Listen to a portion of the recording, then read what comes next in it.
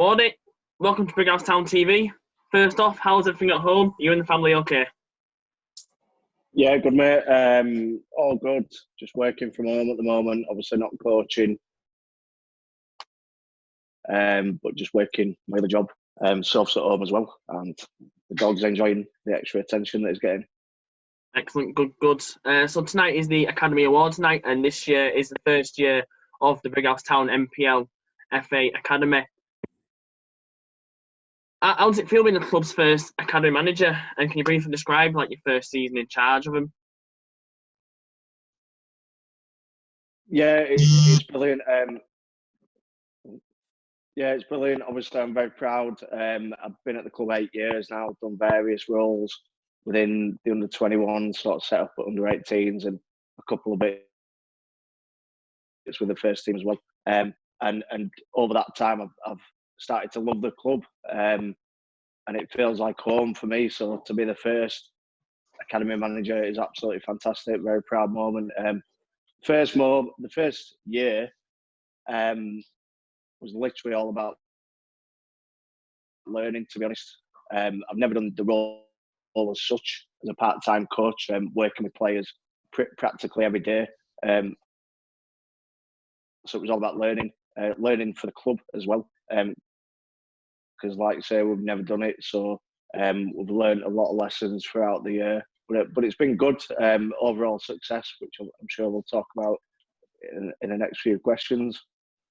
Excellent. Yeah. So early in the season, you did tell us your 3 targets were develop the students on and off the pitch, provide first team senior opportunities, insight, and teach the lads how to win the Big House Town way. Do you feel you've achieved the targets this year, and if so, how? Yeah, so I feel like every player's improved technically and tactically. Psychologically was a big one for me, and socially, because obviously they are at college, so we needed to get them in the right mentality for passing the course. A lot of them do come to the course for the football aspect of it, but the education side is arguably more important. That they come out of it with an education, and not just progress football, technical and tactical skills. So balancing all that was quite difficult, to be honest with you. But I feel like we did that. Eventually, we got a 94% pass rate, I believe, which for a first year is brilliant. So we're happy with that. The second target it's a difficult one because a lot of the lads were 16, so many of them won't break into an Evo stick team.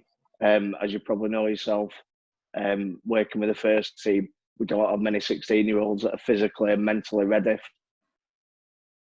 for that level of football. Part of my job was getting them in that mentality and that physicality. So I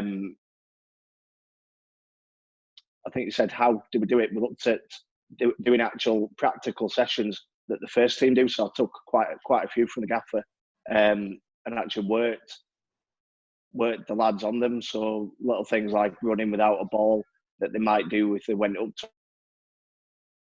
a first team. You wouldn't normally do that in an academy, but we did it because we wanted to get them ready, so it wasn't a shock if they went up.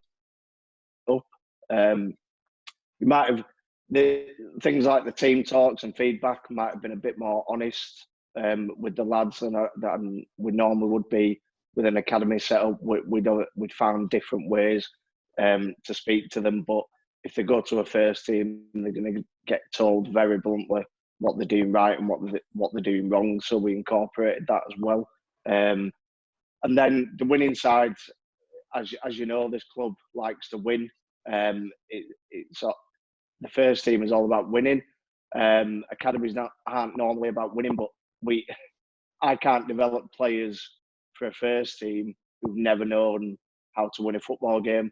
So we've got to focus on that at some point. It's not the be all and end all of the academy, but we do have to have a slight tint towards winning games and winning off the pitch as well with their education. Excellent.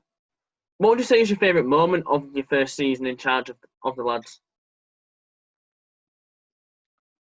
It's between 2 games really. looking at the football aspect, I'm going to pick the Widnes game away because I think they'd won 5 in a row. They were top of the league, best team in the league. And we went down there. We'd only played one game, which we'd lost. We had 12 players. And to be honest with you, we set our tactics up a little bit boring and tried to strangle the game and come away with a draw or nick a cheeky win. But and we managed to do that. It was 0-0 in the end, and it was a great performance tactically from the lads. They understood what we wanted to do. I don't think Widnes were too happy with it, and they came back and battered us at home, to be fair to them. But they're a brilliant team, fantastic team with great players. And like I say, going down there with 12 players, only one sub, was very difficult. But yeah, it was a good moment in a good stadium as well. I believe you've been to it as well. It's a nice stadium. So it was a good day all round for us. Excellent. What would you say was your biggest challenges this year on and off the pitch?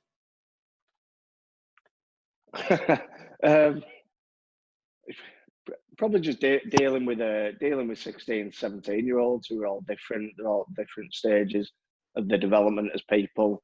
They've all got different personalities.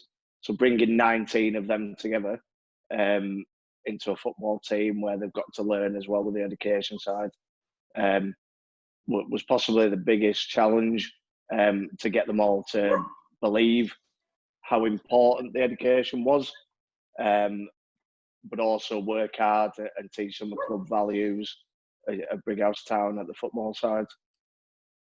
Excellent. It's been announced tonight that Ben Smith has won the Player of the Year award and Jamie has won the Student of the Year award for Brighouse Town. Have you got any special words for those two lads? Yeah, both of them are absolutely exemplary.